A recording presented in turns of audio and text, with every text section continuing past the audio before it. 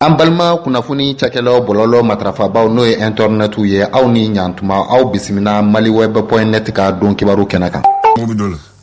Awɔ minnu bɛ taa fama sɛgɛrɛ a bɛɛ tɛ delikɛla ye fama mago bɛ dɔw la c'est-à-dire a mago bɛ dɔw ka hakilina na walasa ka se ka baara kɛ n'o ye. Awɔ ko maa mun fana bɛ kuma fama tulo la jama la ko fana tɛ ma gansan yɛrɛ.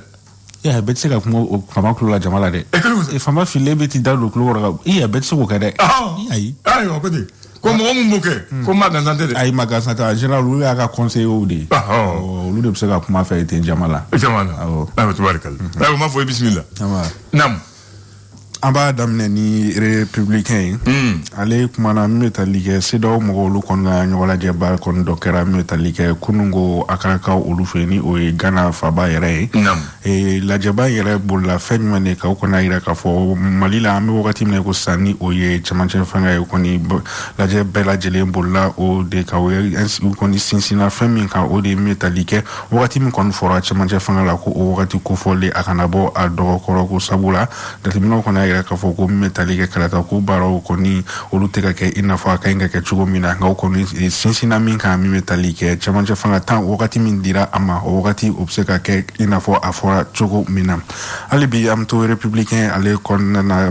min bɛ tali kɛ an bɛ taa Guinée Conakrykaw olu fɛ yen n'a jira k'a fɔ kari tɛmɛnen fanga d'Afrique kɔni o kɛra a kunnafoniw y'a jira k'a fɔ CEDEAO kɔni y'a jira k'a fɔ ko olu bɛ Guinée Conakry kɔni bɛ a gulo min bɛ tali kɛ a kɔni datina don a n'a sen tɛna don olu ka fɛn foyi la min bɛ tali kɛ fo cɛmancɛ fanga o ɲuman o ka se ka sigi cogo min na. Bɔlen kɔ yan hali bi an bɛ to républicain kelen ale kɔnɔna na jira k'a fɔ Mali la yan nɔ ni cɛmancɛ fanga ɲɛma fɔlɔ ni o ye Bandaw ye ko ale kɔni ale bilala jamana ɲɛmaya o kɔni minɛn kɔnɔna na jira k'a fɔ min bɛ tali kɛ a ka cabinet kɔni o sigira o b'a jira k'a fɔ Bandaw ale kɔni kɛra min bɛ tali kɛ jamana ɲɛma kɔrɔ o ye jamana ɲɛma kɔrɔ tɔ olu bɛ bila hakɛ fɛn fɛn kɔnɔ a jira k'a fɔ Bandaw ale fana bɛna bila o hakɛ kofɔlen o kɔnɔna o la. O ye ɲuman ye n'a ye républicain bila ale sɔrɔ faso ka fasiri ale ye mun fɔ. Esor ale ye min fɔ min bɛ tali kɛ Mali ale ye bagan faga yɔrɔ ni ale kɔni k'u dulonnen don jamana ɲɛmaaw fɛ n'o ye abattoir frigorifique de Bamako y'a jira k'a fɔ an bɛ wagati min na i ko sisan ko baaraw bɛɛ lajɛlen sabatira walasa sogo fagako ɲuman o bɛ se ka kɛ cogo min na ani a bɛ se ka bila saniya o minɛn kɔnɔna na cogo min na o de hukumu kɔnɔna na min bɛ tali kɛ faso ale ka sɛgɛsɛgɛlikɛla minnu ɲɛsinnen don saniya koyaw ɲɛnabɔli ma olu kɔni taara taama dɔw kɛ min bɛ tali kɛ sogo faga yɔrɔ kofɔlen kɔnɔna na walasa ka se ka taa u ɲɛda baara kura minnu kɛra kɔnɔ wasa maliyɛnw bɛ se ka sogo fagako ɲuman ale ni a sɔrɔ saniya hukumu kɔnɔna na cogo min na o y'a jira k'a fɔ ko o baara bɛɛ lajɛlen o kɔni o sabatira. Tubarikala mun de b'a la tuguni. hali bi an bɛ to esor kelen o kɔnɔna na a jira k'a fɔ kalanso dɔw kɔni yɛlɛma kura donna olu kɔnɔna na kɛrɛnkɛrɛnnenya la baara dɔw kɛra walasa denmisɛnninw olu bɛ se ka kalan kɛ condition ɲuman o la cogo min na o de hukumu kɔnɔna na ministiri min ɲɛsinnen don kalanko ma ale kɔni taara taama dɔw kɛ min bɛ tali kɛ kalanso kofɔlen na walasa ka se ka t'i ɲɛ da baara minnu bɛ ka kɛ n'o y'a sɔrɔ u bɛ ka kɛ i n'a fɔ a laɲininen don cogo min na hali bi esor an bɛ to ale kɔnɔna na an bɛ taa dinandugukaw olu fɛ yen nɔ a jira k'a fɔ min bɛ tali kɛ yiribaw kɔni olu kɔni bɛ ka tigɛ i n'a fɔ bɛ k'u tigɛ i n'a fɔ minnu a tɛ ka kɛ sariya kɔnɔna na jira k'a fɔ min bɛ tali kɛ kɛrɛnkɛrɛnnenya la jalasun olu kɔni olu bɛ ka tigɛ cogo min na maaw fɛ a bɛ ka tigɛ ten an bɛ bɔ esor kɔnɔna na an bɛ taa indicateur de renouveau ale kɔnɔna na ale kumalen bɛ min bɛ tali kɛ ko kimɛni defu kimɛni ni o ye defu examen kɔni minnu kɛra ko a kɔni nɔtu olu kɔni talen don otage la min bɛ tali kɛ ekɔliso ɲɛmaaw olu fɛ o de hukumu kɔnɔna na min bɛ tali kɛ akademi olu kɔni wililen bɛ ka u cɛsiri ka ɲini collectivité mɔgɔw fɛ u bɛ se ka u dɛmɛ cogo min na walasa denmisɛnninw ka kimɛni kofɔlen min ni a kɛra a nɔtu a bɛ se ka bila cogo min na walasa jaabi olu bɛ se ka bɔ o n'o jaabiw kɔni bɔra walasa kalanta bolodalen dɔ ka bɛn ni wagati min ye a bɛ se ka bɛn ni o ye cogo min na hali bi an bɛ to indicateur de renouveau ale kɔnɔna na nka zena an bɛ taa suguba kɔnɔna na Bamakɔ yan nɔ yɛrɛ k'a fɔ feerekɛlamuso mugan bɔɲɔgɔnko olu kɔni gɛnna ka bɔ u sigiyɔrɔ o la olu kɔni wililen bɛ an bɛ wagati min na i ko sisan ka u cɛsiri walasa kiiri o bɛ se ka kɛ u ni min ka kan o bɛ se ka don u ma cogo min na hali bi indicateur de renouveau an bɛ to o kɔnɔna na nka zena an bɛ taa maɲamugukaw olu fɛ yen nɔ olu kɔni wililen bɛ an bɛ wagati min na i ko sisan ka lesiliw kɛ ko ni ɲamanbɔyɔrɔ kɛrɛnkɛrɛnnen kɔni man di olu ma ko olu bɛ to u ka ɲamanw kɔni u bɛ taa bɔn commune sisi ale mairie o da la. O man ɲi. Aya e ka taa bomeri bila la awɔ o konte mu tamasho nyuma ye e gafe mu togolo challenger ale ko di challenger ale kɔni kumalen bɛ min bɛ tali kɛ yurugurugu kɔni ale kumalen bɛ an bɛ waati min na ko sisan o kɛlɛli baara minnu kɔni daminɛna yira k'a fɔ maa min kɔni bɛ n'a bɛ fɔ ma ko homme d'affaires Musa Amadu Ali Ɲangado ale ni min bɛ tali kɛ Musa Fane ni n'olu bɛ ale bɛ garde à vue o la a yira kɛra Musa ko ye awɔ a yira k'a fɔ ni maa fila kofɔlen kɔni ni o ye Musa Amadu Ali Ɲangado ale ni Musa Fane a yira k'a fɔ olu kɔni bilala min bɛ tali kɛ kunungo n'o bɛnna septembre kalo tile 8 ma olu kɔni bilalen bɛ garde à vue la min bɛ tali kɛ brigade économique et financière mɔgɔw fɛ Bamako yanni nɔ kunnafoni di challenger ale ka laseli o ye nin ye. ayiwa n'an y'o bila info matin ale ko di. info matin ale kumalen bɛ min bɛ tali kɛ camancɛ fanga wasa wagati min kɔni dilen bɛ olu ma wagati kofɔlen o kana se wagati kɔrɔlen don wala wagati kofɔlen o kana se ka bɔ a kɔnɔna na cogo min na kɛrɛnkɛrɛnnenya la kɔni bɛ ka laseli ta ka ɲɛsin docteur Sogel Kokala Mayiga ma wasa camancɛ fanga kɔni an bɛ wagati min na ko sisan wagati min kɔni fɔra o kana se ka bɔ a dɔgɔkɔrɔ cogo min na. ayiwa l'indicateur de nouveau l'indépendant kɛ yɛrɛ ye ale ko di. indépendant ale kumalen bɛ min bɛ tali kɛ ko gafe dɔw kan taara min bɛ tali kɛ CEDEAO ale kɔni min bɛ tali kɛ maa minnu kɔni sugandira CEDEAO mɔgɔw fɛ walasa ka se ka Mali ka cɛmancɛ fanga tɛmɛ ko ɲuman kɔni kɛ olu kɔni k'u bɛ tile damadɔ taamana an fɛ Bamako yan nɔ a yira k'a fɔ olu kɔni kɛrɛnkɛrɛnnenya la Goodluck Jonathan ale kɔni ni an ma fili ale kɔni nana kari tɛmɛnen a taara min bɛ tali kɛ tarata don lasigi bolila fɛn minnu kan ale fɛnɛ kumana min bɛ tali kɛ cɛmancɛ fanga wagati min na ko sisan Mali ka cɛmancɛ fanga kɔni a kɛn bɛ ka CEDEAO mɔgɔw ka olu kɔni kamana gan kosɛbɛ ka sabu kɛ wagati min kɔni fɔra wagati tɔ man jan nka u y'a yira k'a fɔ ko kalata ko min ni o kɔni ye fɛn sinsinnen kɛra o kan ko olu kɔni ma jateminɛ foyi ye wasa olu bɛ se ka labɛn i n'a fɔ a ka ɲi ka kɛ cogo min na nka o kɔni sinsira cɛmancɛ fanga kɔni a tɛmɛko ɲuman ale ni kalata minnu kofɔra ni olu ka ɲi ka kɛ février kalo san 2000 ale ni 22 o bɛ se ka kɛ ka ɲɛ cogo min na a bila an dan an bɛ saloli kɛ ni indépendant ye. ayiwa n'an ye saloli kɛ tilegan fɛ i bɛna walawala k'a di mɔgɔw ma ka ɲuɲu na tɛntɛn bɔ ni Ala sɔnna o tɛ baasi ye 11h30 wagati 11h30 ɲare dugutigi an ka dugutigi tɔgɔ di aw ka dugutigi tɔgɔ di i nɔ ne t'a tɔgɔ dɔn ayi ko ne ye gɛlɛn ye a cogo di i mɔkɛ i t'o tɔgɔ dɔn n t'a tɔgɔ dɔn n dun bɛ sɛbɛn dilan koyi ayi ah bon ne sera yen siɲɛ kelen de i sera dugutigi bolo na siɲɛ kelen awɔ ayiwa d'accord o tɛ baasi ye an b'a fo olu bɛ olu yɔrɔ la sisan olu bɛ Bamako dugutigiya la n bɛ mun faamu Bamako la sisan Mali la dugutigi ani dugutigi u y'u bɔ ɲɔgɔn na donc u kan k'o de dabila sisan dugutigi ni dugutigi Bamako ni Bamako ko wulila ɲini ɲɛmaaw nana ko Bamako tutigɛbaaw an bɛ taa fɔ olu ni bonya ka kan mais n'u taara dugu tɔw la u tɛ taa dugutigi nɔfɛ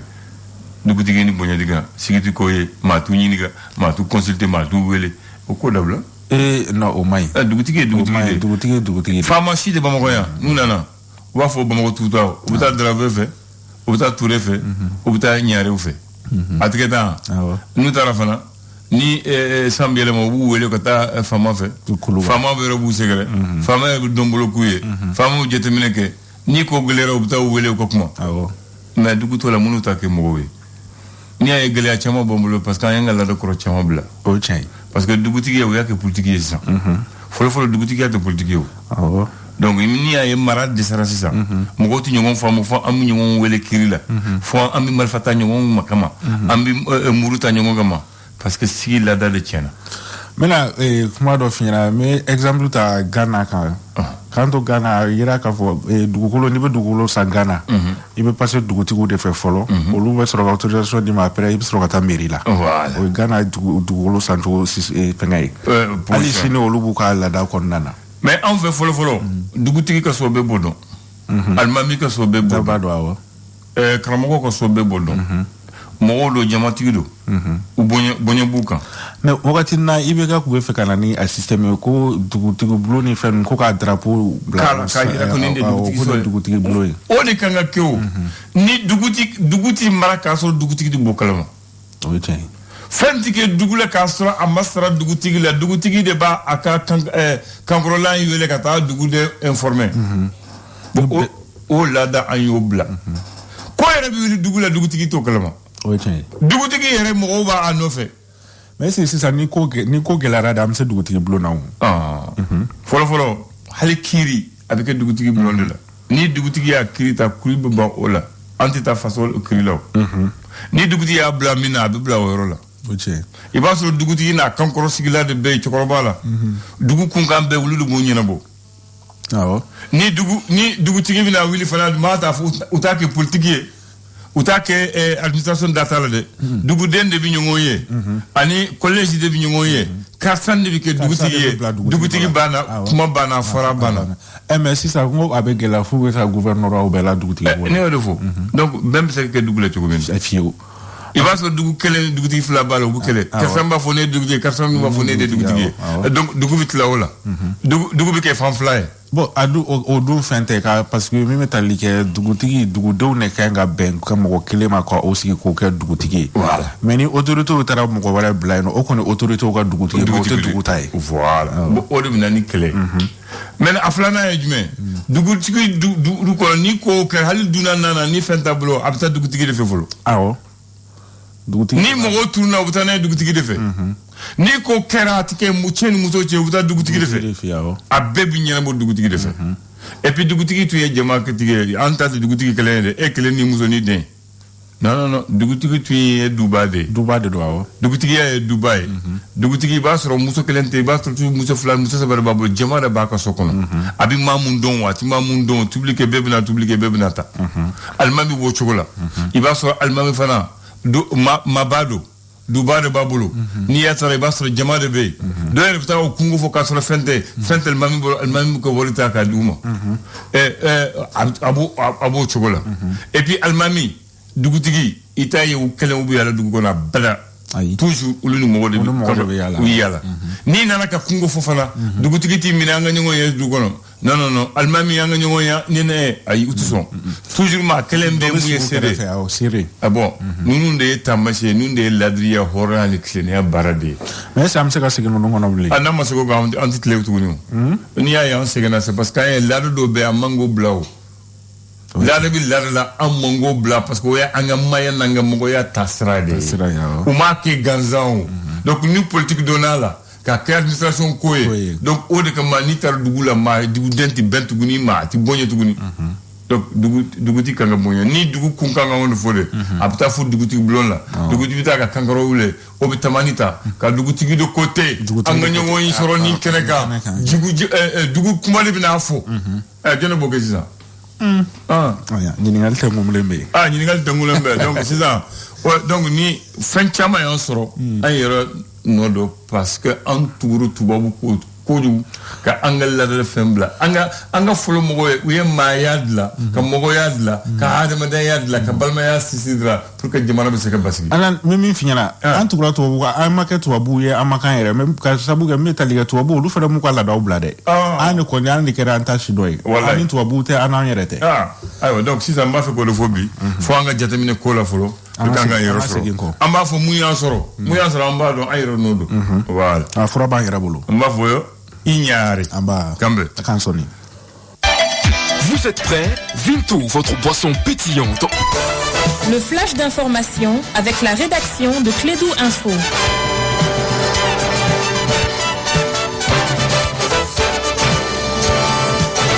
Il est 9h en temps universel. Nous donnons la parole à Bakary Cissé et en ce 9 septembre de l'an 2021 pour le flash, le premier du jour. Bakary, bonjour. Voilà, bonjour Abdoulaye, bonjour à tous. Bienvenue à ces flashs d'information. Ici au Mali, l'ancien secrétaire général de la présidence de la République, Khalilou Doumbia, a été arrêté par les services de renseignement. Sa disparition suscitait l'inquiétude de ses proches depuis le lundi dernier, mais selon certaines informations, le collaborateur de l'ancien président de la transition Bandao serait en fait détenu par la sécurité d'État.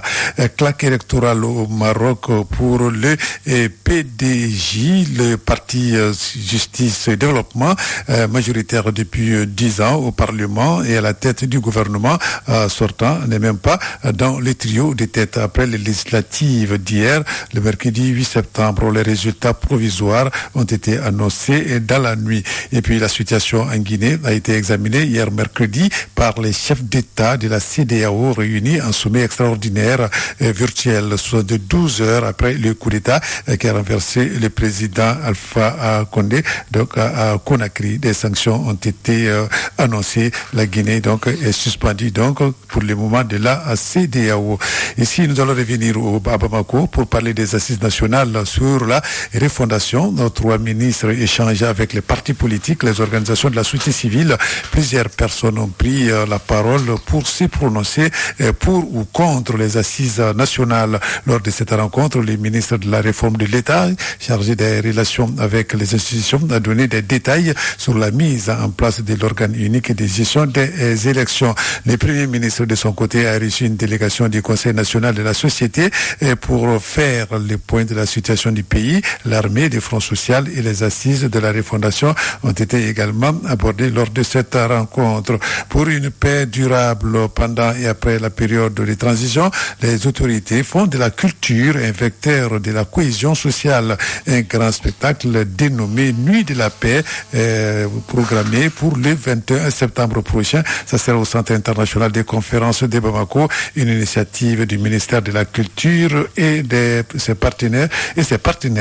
Et puis nous allons terminer par l'hôpital du Mali. Au compte de l'année 2021, l'hôpital du Mali a largement dépassé ses objectifs du premier semestre. L'information a été donnée lors de son 18e session du conseil d'administration tenue hier dans la salle de conférence donc de l'hôpital. Pour mener à bien ses activités, l'hôpital du Mali avait un budget prévisionnel de plus de 5 milliards de francs CFA, dont plus de 3 milliards mobilisés durant le premier semestre. Sport, la 23e édition du championnat d'Afrique homme de volleyball 2021 donc a donné les tons à Kigali au Rwanda. Dans le groupe C où évoluent les Aigles du Mali, le Mali donc pour la première journée et pour sa première participation d'ailleurs a battu le Niger par 3-7-2 et le Cameroun a largement dominé la République démocratique du Congo dans le même groupe par 3-7-0. Et pour la deuxième sortie, les Aigles voleurs du Mali ont été largement battus par le Cameroun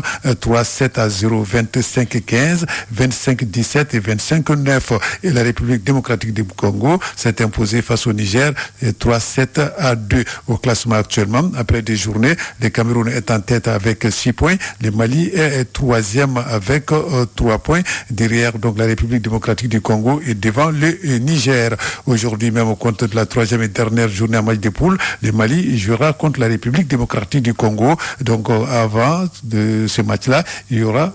l'autre rencontre, c'est-à-dire le Cameroun qui va jouer contre le Niger. Nous souhaitons bonne chance à notre équipe nationale de volleyball qui participe à ce championnat d'Afrique des Nations. Voilà, c'est tout pour ces flashs d'informations, Abdoulaye. Merci de l'avoir suivi. On va se retrouver dans moins d'une heure pour d'autres infos sur notre antenne Radio Clédou 101.10. Merci à vous et agréable journée à tous les auditeurs et que Dieu sauve le Mali. La promo d'amour de Move Africa Malitel, c'est